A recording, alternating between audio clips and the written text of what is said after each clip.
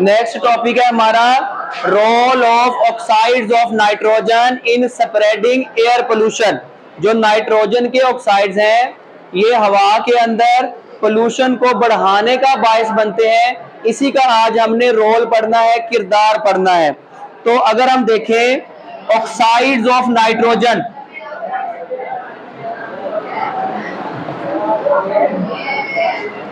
Carbon and sulfur are the primary pollutants।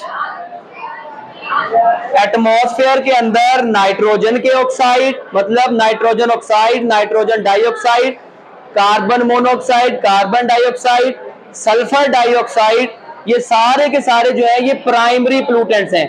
ये हमारे atmosphere के अंदर खुद ही ये बन भी रहे होते हैं और जब ये दाखिल हो जाते हैं तो इसे हम प्राइमरी पोल्यूटेंट्स कहते हैं।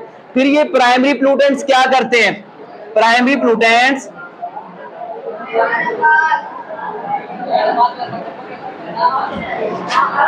बाय रिएक्शंस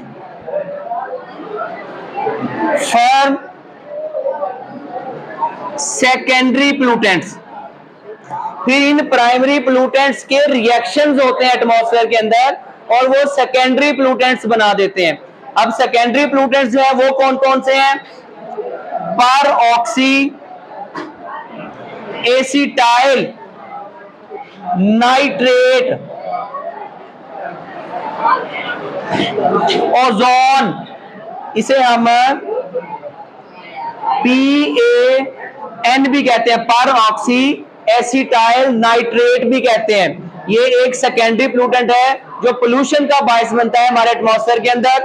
ओजोन O3 ये भी एक सेकेंडरी पोल्यूटेंट है, ये भी ऑक्साइड्स से ही बनता है। उसके बाद सल्फ्यूरिक एसिड H2SO4 ये भी एटमॉस्फेयर के अंदर सल्फर के ऑक्साइड के केमिकल रिएक्शन से हमारे एटमॉस्फेयर के अंदर बनते हैं, इसे हम कहते हैं H2SO4। तो प्राइमरी पोल्यूटेंट्स जो डायरेक्टली हमारे एटमॉस्फेयर के अंदर दाखिल होते हैं और सेकेंडरी पोल्यूटेंट्स वो है जो प्राइमरी पोल्यूटेंट्स के रिएक्शन से बनते हैं और हमारे एटमॉस्फेयर के अंदर पोल्यूशन फैलाते हैं। तो इसी वजह से नेक्स्ट हमने देखना है, क्योंकि हम ऑक्साइड्स ऑफ नाइट्रोजन को पढ़ रहे हैं कि नाइट्रोजन के ऑक्साइड हमारे एटमॉस्फेयर के अंदर कहां से दाखिल होते हैं। तो इसके दो सोर्सेज हैं। पहला सोर्स है नेचुरल सोर्स, कुदरती जरिया।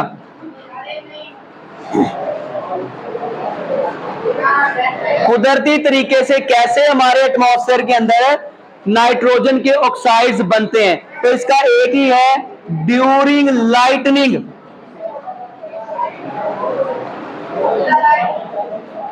लाइटनिंग हम कहते हैं बिजली का चमकना या फिर इलेक्ट्रिकल डिस्चार्ज होना। ये जो हमें रोशनी नजर आ रही होती है बिजली के चमकने से, वो इलेक्ट्रिकल डिस्चार्ज ही होते हैं। उसकी वजह से nitrogen present in air react with oxygen to form nitric oxide. तो वो नाइट्रिक ऑक्साइड बनाते हैं, NO बनाते हैं पहले मरहले में। कैसे बनाएंगे? जैसे ही लाइटनिंग होगी या इलेक्ट्रिकल डिस्चार्ज होगा तो हवा के अंदर हमें पता है 78% जो है वो नाइट्रोजन मौजूद है। वो नाइट्रोजन रिएक्शन करेगी ऑक्सीजन के साथ जो 21% एटमॉस्फेयर के अंदर मौजूद है। यहां पे आ जाएगा इलेक्ट्रिकल आर्क या इलेक्ट्रिकल डिस्चार्ज। इसके नतीजे में ये नाइट्रोजन इस ऑक्सीजन के साथ मिलके नाइट्रिक ऑक्साइड के दो मॉलिक्यूल जो है वो बना देते हैं। जब नाइट्रिक ऑक्साइड यहां पे बन गया, अब ये नाइट्रिक ऑक्साइड फिर दोबारा ऑक्सीजन की मौजूदगी में ऑक्सीजन के साथ रिएक्शन करके नाइट्रोजन डाइऑक्साइड में कन्वर्ट हो जाएगा। Nitric oxide again react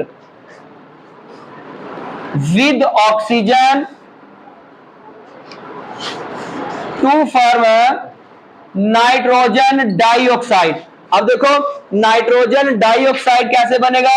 nitric oxide हमारे पास पहले से मौजूद था, प्लस O2 एटमॉस्फेयर के अंदर मौजूद है। इसी तरह अब क्या होगा, क्योंकि एक NO के अंदर एक ऑक्सीजन दाखिल होनी थी, तो हमें यहाँ पे 2 ऑक्सीजन है, तो कितने मॉलिक्यूल यहाँ पे लगाने पड़ेंगे नाइट्रिक ऑक्साइड के? 2। हर एक के अंदर जब ऑक्सीजन दाखिल होगी तो वहां पे NO2 नाइट्रोजन डाई ऑक्साइड जो है वो भी एटमॉस्फेयर के अंदर प्रोड्यूस हो जाएगा।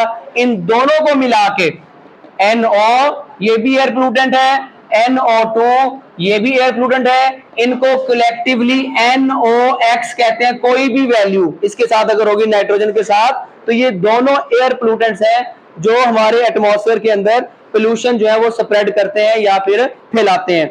अब उसके बाद ये तो था एक नेचुरल सोर्स, क्योंकि इलेक्ट्रिकल लाइटिंग जो है वो इंसान नहीं करते, वो खुद ही होती है एटमॉस्फेयर के अंदर क्लाउडिंग की वजह से या फिर बिजली के चमकने की वजह से।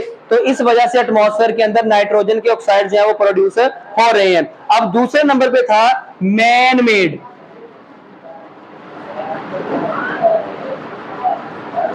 मैन मेड कॉज या वजह क्या हो सकती है, ये इकट्ठे ही मैंने लिख देने हैं, फिर एक ही दफा लिख देंगे कि इनकी वजह से हमारे एटमॉस्फेयर के अंदर नाइट्रोजन के ऑक्साइड जो है वो प्रोड्यूस हो रहे हैं। इसमें आ जाएगा fossil fuel burning. Fossil fuel किसे कहते हैं? पेट्रोल वगैरह, डीजल वगैरह या मिट्टी के तेल वगैरह का जलना इन व्हीकल्स, गाड़ियों के अंदर। उसके बाद इंडस्ट्रियल प्रोसेसेस, फैक्ट्रियों के अंदर जो है वो जो काम हो रहे हैं, या फिर पावर प्लांट्स जहां पे बहुत ज्यादा हीट प्रोड्यूस होती है और उनकी चिमनियों से धुआं जो है एटमॉस्फेयर के अंदर दाखिल होता है। इसके बाद आ जाएगा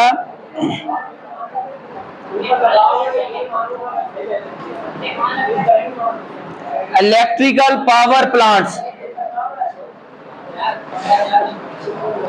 combustion engines,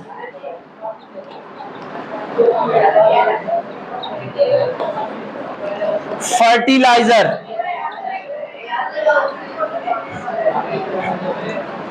ultra violet raise,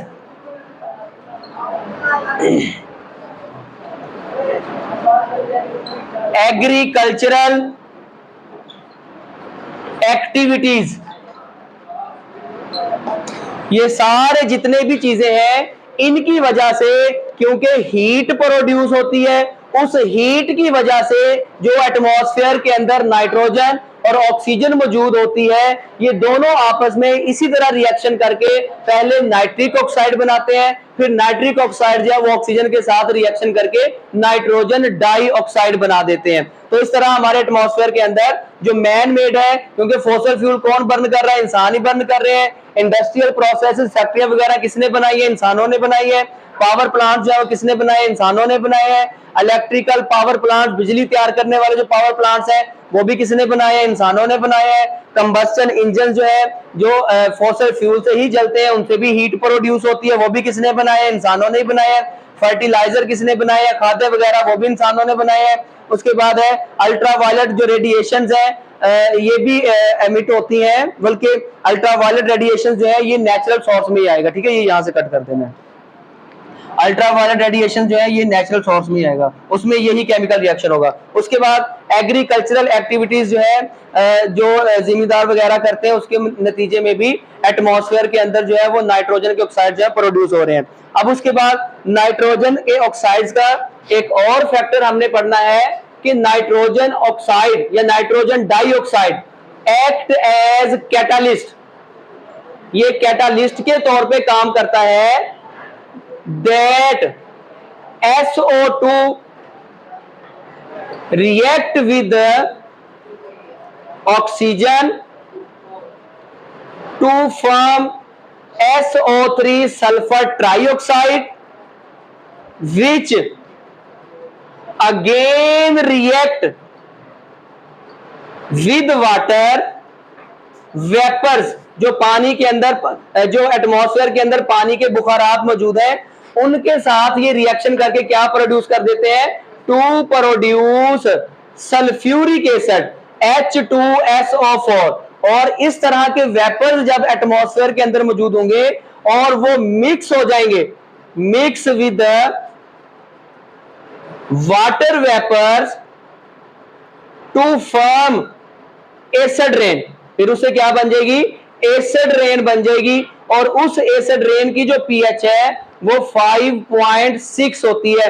मतलब अगर 7 होगी पीएच तो कंपाउंड न्यूट्रल होते हैं, 7 से कम होगी पीएच तो वो कंपाउंड जो है वो एसिड्स होते हैं। अब फॉर एग्जांपल SO2 एटमॉस्फेयर के अंदर मौजूद है, वो रिएक्शन करते हैं किसके साथ, ऑक्सीजन के साथ। कैटालिस्ट के तौर पे किसने काम किया, नाइट्रोजन के ऑक्साइड ने। जब नाइट्रोजन के ऑक्साइड ने रिएक्शन किया तो यहाँ पे देखो SO2 जो है वो एक है हमारे पास, एक ऑक्सीजन एक SO2 में दाखिल होगी, तो यहाँ पे SO2 भी हमें कितने करने पड़ेंगे, 2। क्या बन जाएगा हमारे पास, 2SO3 सल्फर ट्राइऑक्साइड गैस बन जाएगी। फिर सल्फर ट्राइऑक्साइड गैस इस नाइट्रोजन के ऑक्साइड की मौजूदगी में SO3 ये रिएक्शन करेंगे किसके साथ, H2O के साथ, वाटर के साथ, तो क्या बनेगा, H2SO4 सल्फ्यूरिक एसिड बनेगा। और ये सल्फ्यूरिक एसिड जब एटमॉस्फेयर के अंदर मौजूद वाटर वेपर्स के साथ रिएक्शन करेगा तो वाटर के साथ मिक्स हो जाएगा, तो फिर उससे क्या बनेगी, एसिड रेन बनेगी। और एसिड रेन जो है वो हमारे एटमॉस्फेयर के लिए डेंजरस है, खतरनाक है। ठीक है, तो ये सारे आपने देख लेने हैं कि नाइट्रोजन के ऑक्साइड्स कहां कहां से आते हैं और नाइट्रोजन के ऑक्साइड हमारे एटमॉस्फेयर के अंदर क्यों हार्मफुल है, क्योंकि नाइट्रोजन के ऑक्साइड जो है ये सेकेंडरी पोल्यूटेंट्स भी बनाते हैं, एसिड रेन का बायस भी बनते हैं और एटमॉस्फेयर के अंदर डिफरेंट किस्म की पोल्यूशन स्प्रेड करने का भी बायस बनते हैं। ठीक है,